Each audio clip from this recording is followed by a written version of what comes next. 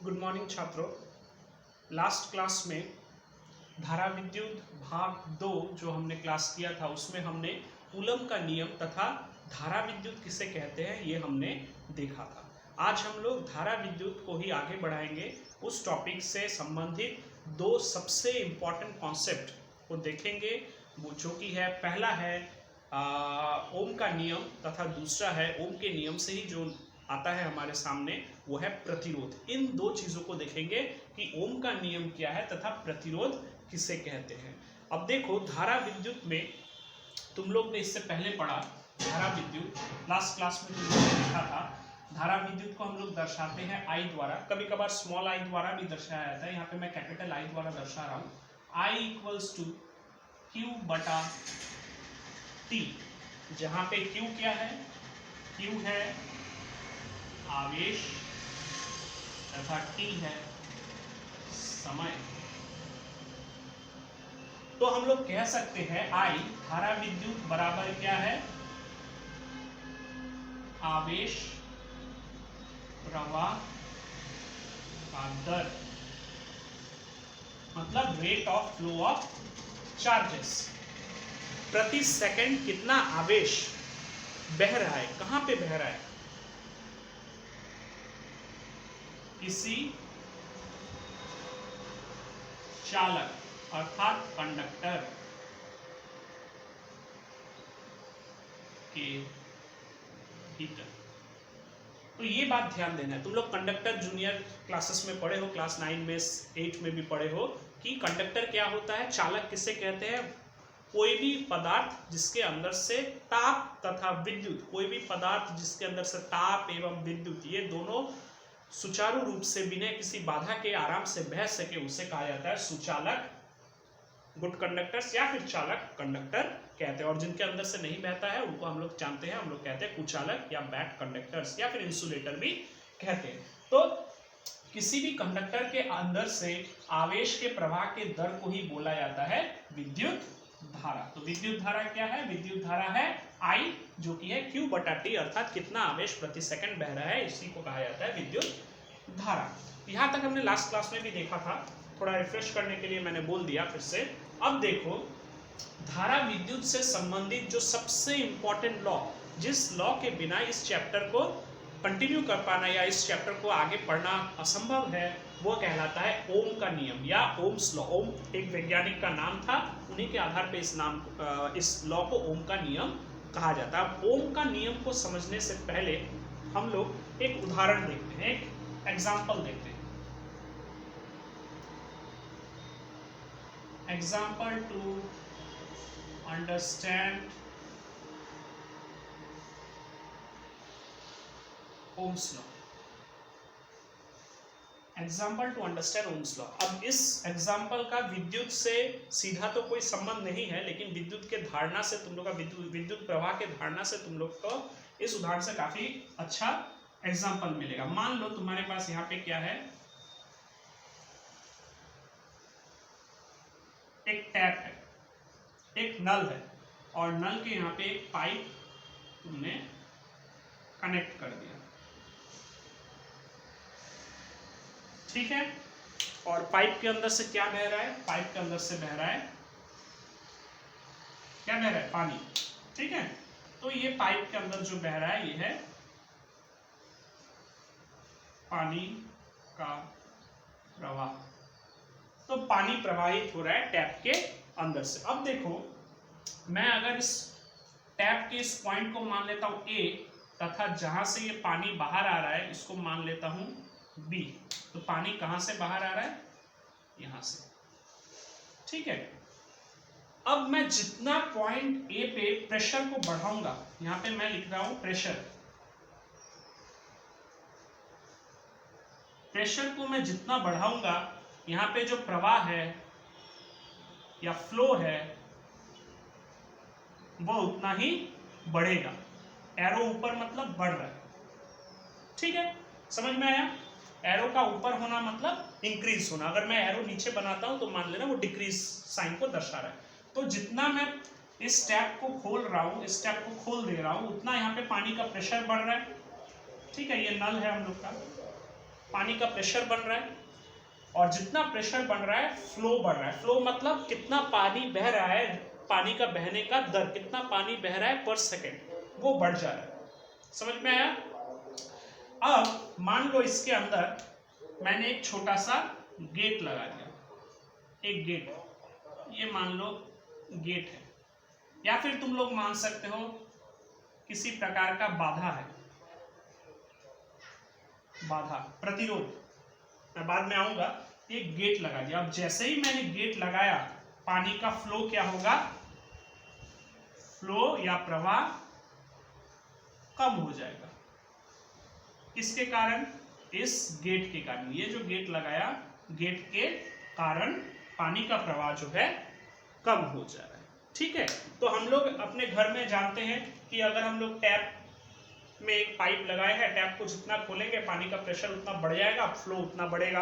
अगर पानी के पाइप के अंदर एक हम लोग ऑब्स्टेकल लगा देते, बाधा लगा देते, या फिर मान लो पत्थर, कंकड़, धूल, मिट्टी आदि भर देते हैं, तो प्रेशर बढ़ने पर भी या प्रेशर स्थिर भी रहे, प्रवाह नहीं बढ़ेगा। क्यों? क्योंकि वो बाधा उत्पन्न, उस पानी के बहने को एक बाधा उत्पन्न करेगा ये गेट, या फिर उसके अंदर जो भी मैंने बाधा उत्पन्न करने के लिए पत्थर, धूल डाला हूं उसके लिए। ठीक है, ये चीज तुम लोग को समझ में आया?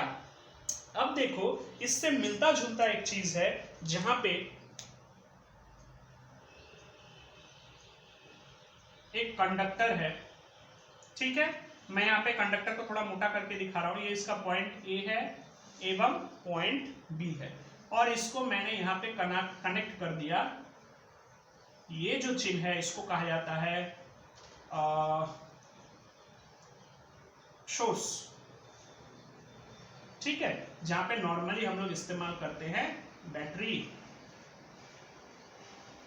ये जो बड़ा वाला चिन्ह है, बड़ा वाला दाग है ऊपर की ओर, इसको कहा जाता है बैटरी का प्लस चिन्ह। हम लोग जानते हैं बैटरी देखने में कैसा होता है, कुछ इस प्रकार का होता है। यहाँ पे देखना बैटरी का प्लस चिन्ह रहता है एक बैटरी का, और एक बैटरी का पीछे वाले हिस्से में नेगेटिव चिन्ह रहता है। इस चीज को तुम लोग देखना घर में, एक बैटरी लेके कि उसका सामने प्लस रहेगा, माइनस। तो ये जो बड़ा वाला डंडा है ये इसके प्लस चिन्ह को दर्शाता है, एवं और ये वो छोटा वाला डंडा इसके किसको दर्शाता है, नेगेटिव साइन को। इसको पावर सोर्स या सिंपल सोर्स भी कहा जाता है। तो एक पावर सोर्स लगा है जो हम लोग बैटरीज कहते हैं, एवं ये तार जो है और ये जो पदार्थ है ये है कंडक्टर।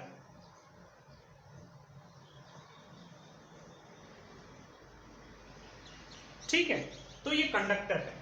अब देखो, ये जो पावर सोर्स है, ये पावर सोर्स किस चीज का काम करता है, इस नल का।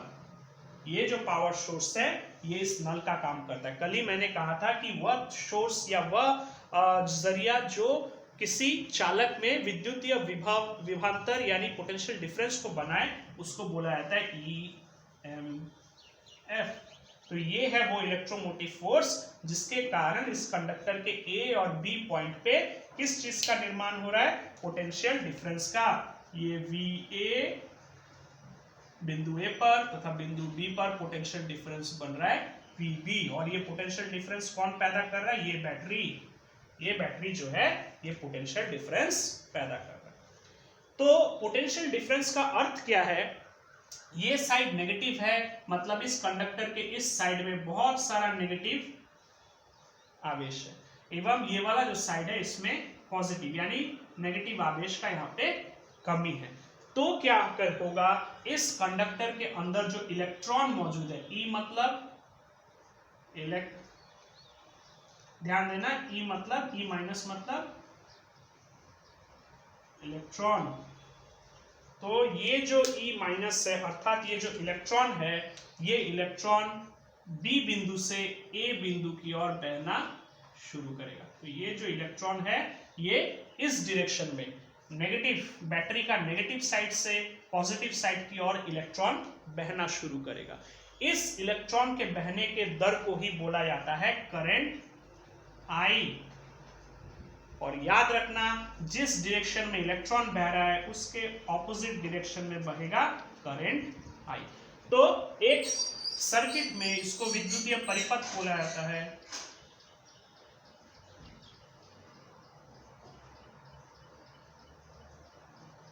तो एक विद्युतीय परिपथ में करंट जो है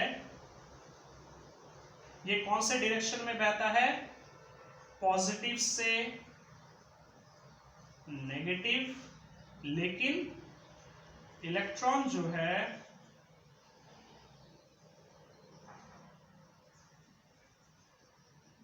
वह बहता है नेगेटिव से पॉजिटिव। अब बोलोगे सर ये कैसा चीज हुआ, इलेक्ट्रॉन आप कह रहे हैं इलेक्ट्रॉन के बहने के दर को करंट बोला जाता है, फिर इलेक्ट्रॉन एक तरफ जा रहा है, करंट एक तरफ जा रहा है। याद रखो यहाँ पे जो वास्तविक रूप में जो चीज बह रहा है वो इलेक्ट्रॉन है, और हमेशा इलेक्ट्रॉन नेगेटिव साइड, नेगेटिव मतलब जहां पे ज्यादा इलेक्ट्रॉन है उससे कम की ओर जाएगा, ठीक है। लेकिन हम लोग अपने सुविधा के लिए मान लेते हैं कि करंट का दिशा इसका उल्टा होता है, जिसको बोला जाता है कन्वेंशन। हम लोग अपने सुविधा के लिए ऐसे मानते हैं, इलेक्ट्रॉन बहता है नेगेटिव से पॉजिटिव और हम लोग मान लेते हैं कि करंट का डायरेक्शन है पॉजिटिव टू नेगेटिव, ठीक है। ये कन्वेंशन मान लिया गया है। अब देखो इन दोनों घटनाओं में कोई समानता है कि नहीं, तो हम लोग यहाँ पे क्या ढूंढ रहे हैं, हम लोग यहाँ पे जिस चीज को ढूंढ रहे हैं वो है समानता। इस समानता को ढूंढ रहे हैं इन दोनों घटनाओं में। तब देखो तुमको बहुत अच्छे से ओम का नियम समझ में आ जाएगा। यहाँ पे एक नल है जो पानी के प्रेशर को बढ़ा घटा रहा है, इसके कारण फ्लो, इसका जो बहाव है वो भी कम घट रहा है, ठीक। यहाँ पे एक बैटरी है, बैटरी जो है ये इस नल जैसा काम करता है, ये पावर सोर्स है, ईएमएफ जनरेट होता है जिसके कारण एक पोटेंशियल डिफरेंस पैदा हो रहा है। अब जितना ज्यादा पोटेंशियल डिफरेंस होगा किसके बीच में, इस बैटरी के चलते बिंदु ए तथा बिंदु बी, चालक के दो बिंदुओं के बीच में पोटेंशियल डिफरेंस पैदा होने के कारण ही करंट बह रहा है। यहाँ पे पानी बह रहा था, यहाँ पे करंट बह रहा है, तो ये पोटेंशियल डिफरेंस हो गया, ये पानी का प्रेशर एवं करंट जो हो गया ये पानी के बहाव, पानी जैसा हो गया। तो देखो ये दो घटना बराबर हो गया। यहाँ पे पोटेंशियल डिफरेंस कौन बना रहा है, नल। यहाँ पे पोटेंशियल डिफरेंस कौन बना रहा है, हम लोग का बैटरी। यहाँ पे कौन बह रहा है, पानी। यहाँ पे कौन बह रहा है, करंट।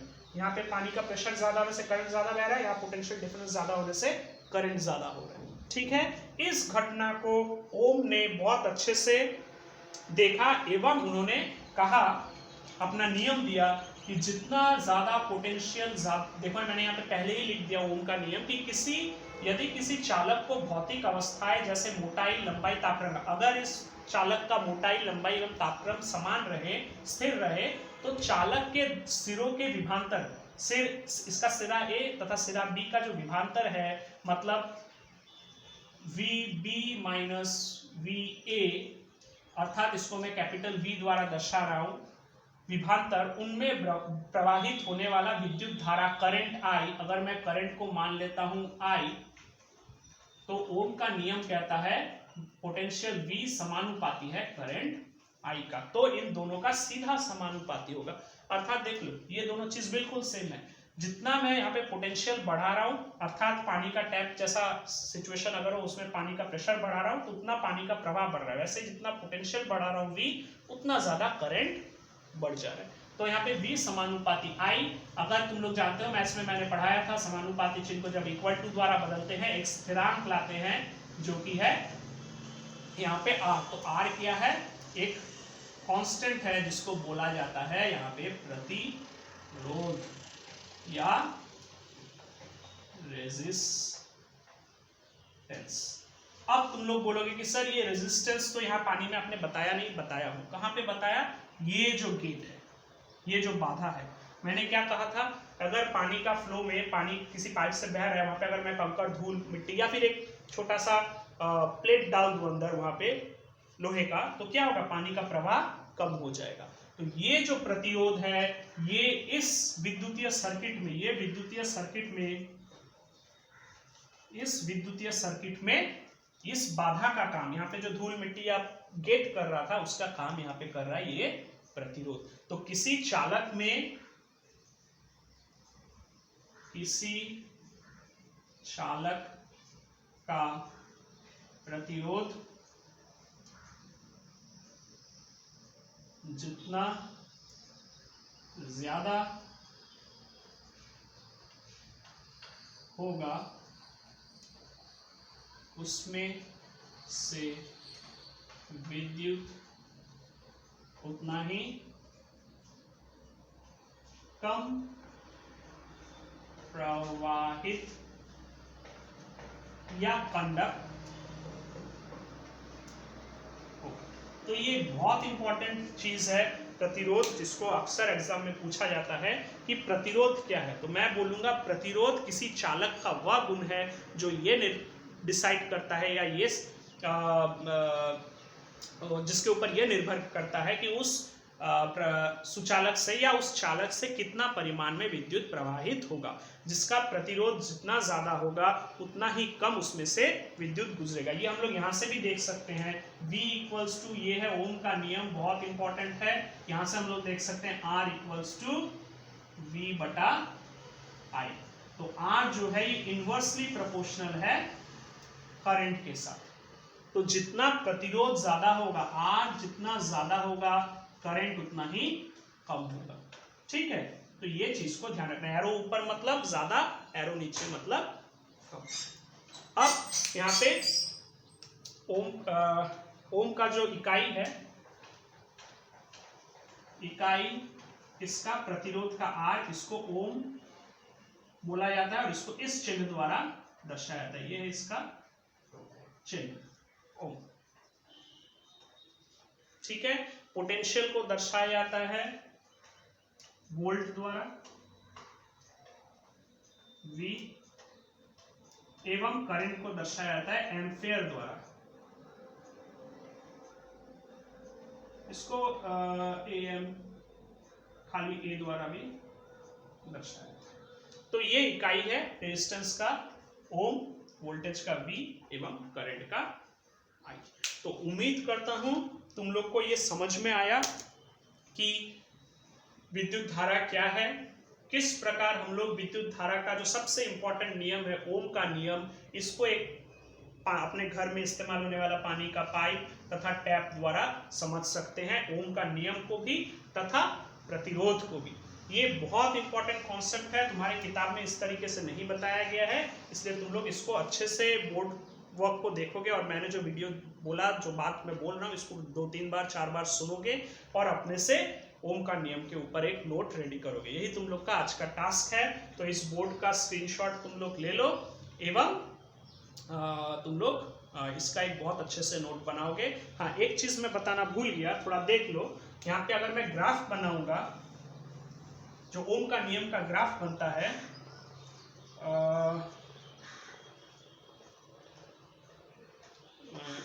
इसको ऐसे बनाओ।